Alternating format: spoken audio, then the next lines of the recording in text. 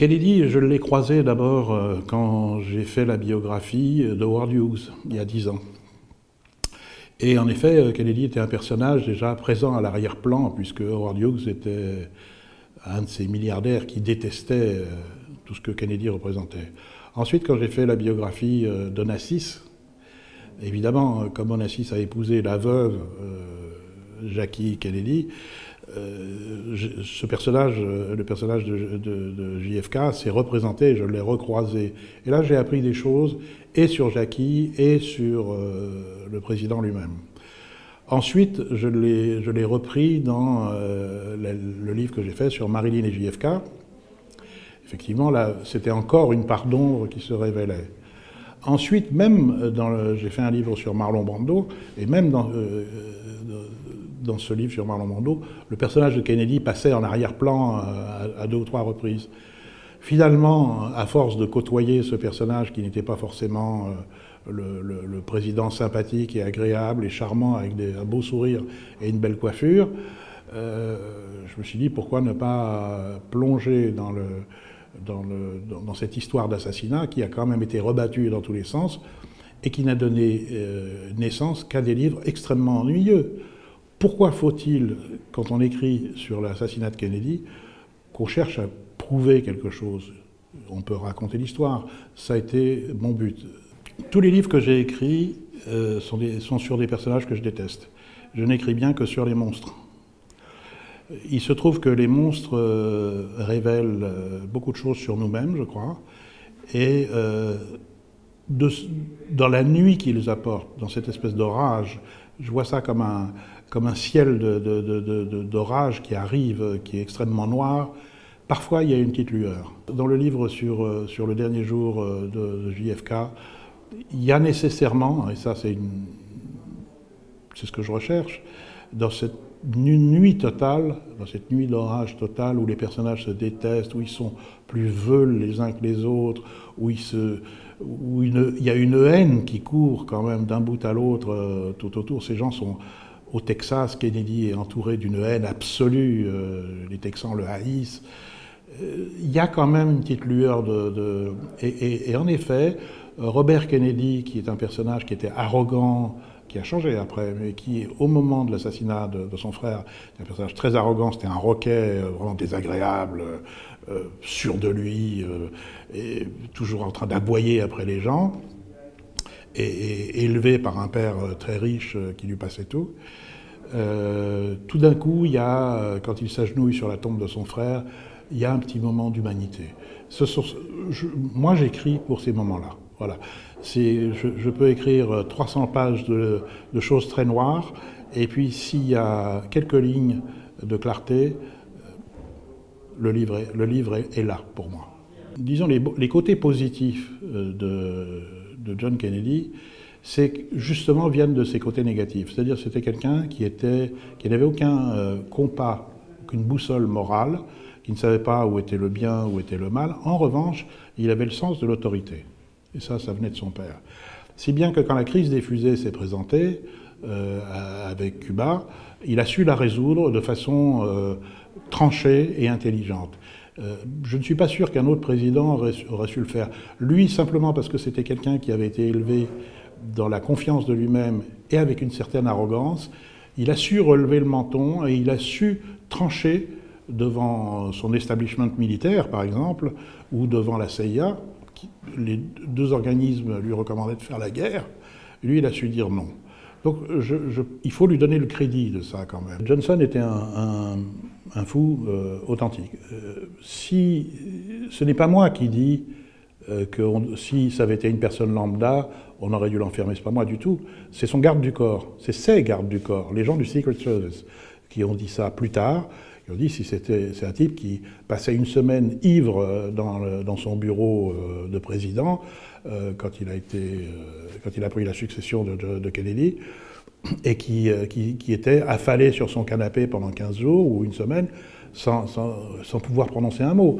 C'est quand même quelqu'un qui exhibait son sexe aux journalistes. Maintenant, ça commence à sortir.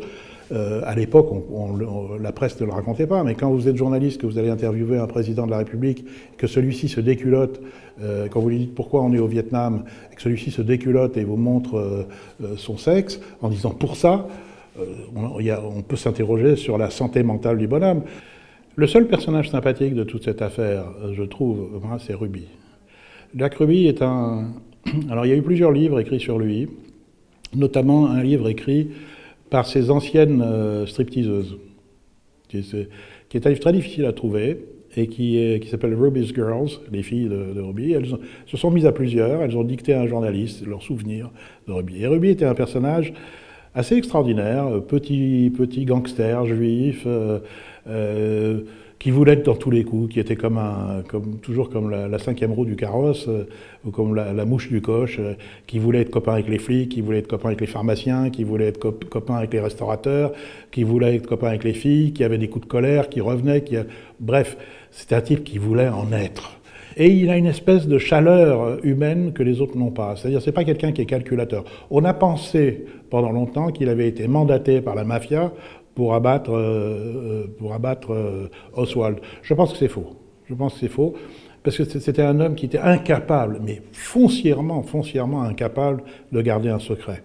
On lui disait quelque chose le matin, l'après-midi, toute la ville était au courant. Donc si on l'avait mandaté, on le saurait. Il y a deux choses qui m'ont frappé tout de suite dès que j'ai commencé à travailler sur ce livre. La première chose, c'est le film Zapruder, le fameux film de l'assassinat de Kennedy. N'importe qui regarde ce film ne peut penser que c'est une balle venue de l'arrière, verticalement, on voit immédiatement que c'est une balle qui vient de devant, qui emporte la tête de Kennedy. Ça, il suffit de regarder le film. Bon.